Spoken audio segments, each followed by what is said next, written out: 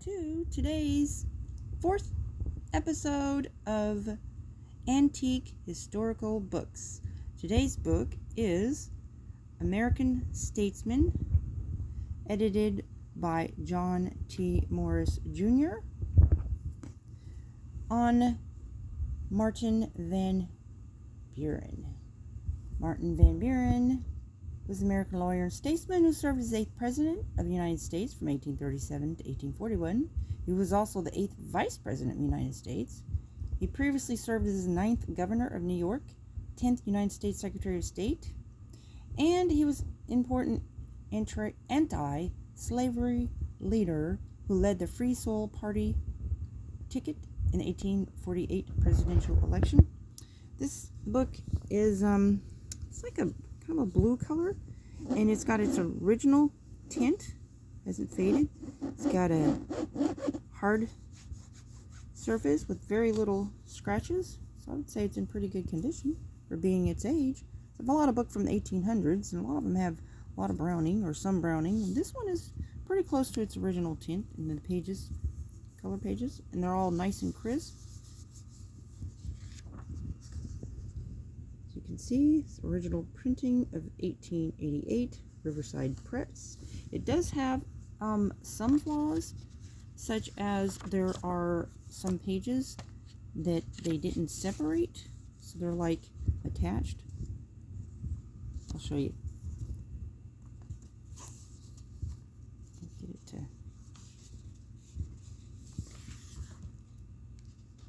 Whoop. So as you can see, there's like hidden pages.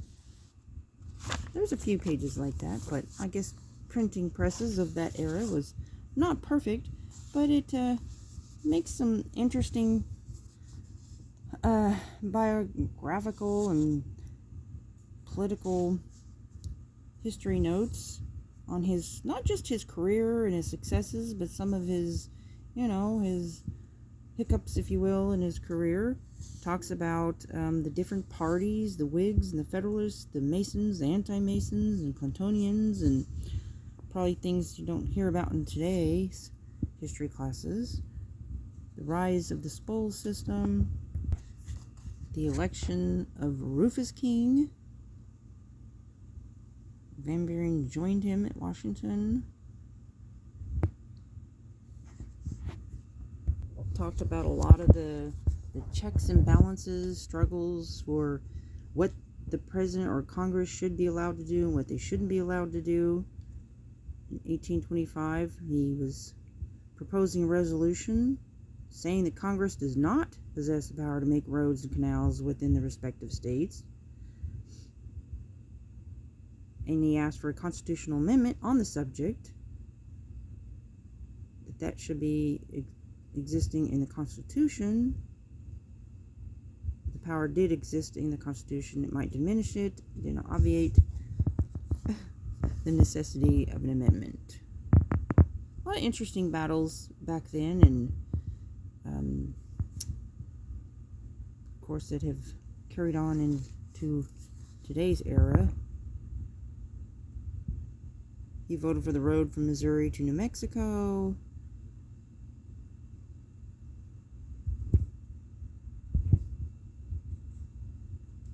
To prevent the election of a president by a vote of states in the House of Representatives. That's where that came from. Proposed amendment of the Constitution to prevent the election of president by a vote of states in the House of Representatives, upon which Van Buren spoke in 1825. Seized Adams' election in the House as good subject for political warfare. Of course, there's always warfare in politics, right? In the back of the book, there's some quotes from forefathers, past presidents. I find that to be interesting.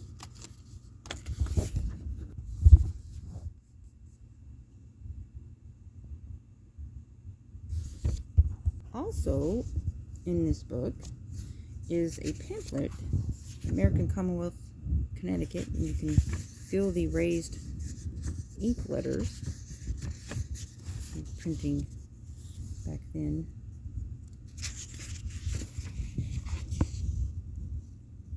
And it's in very good condition. Original coloring of the paper. No browning.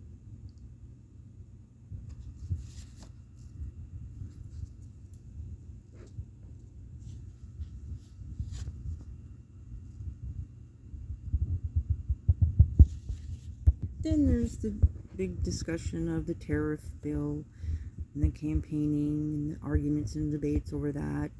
It was basically tariff of Bill of 1832 was to remedy the one of 1828, which the southern states called a tariff of abominations.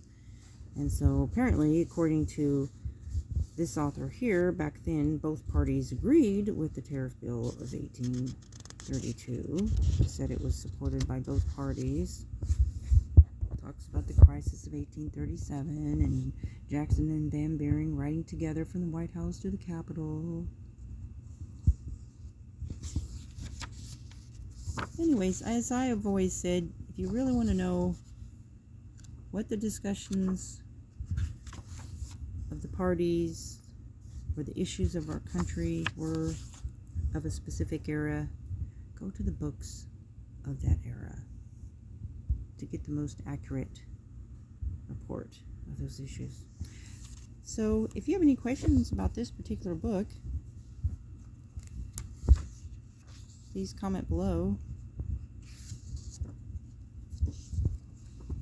Clueward Statesman. And stay tuned next week. I'll be uploading an antique book episode each week. And I have other series on my channel as well. Hope you'll have a blessed day.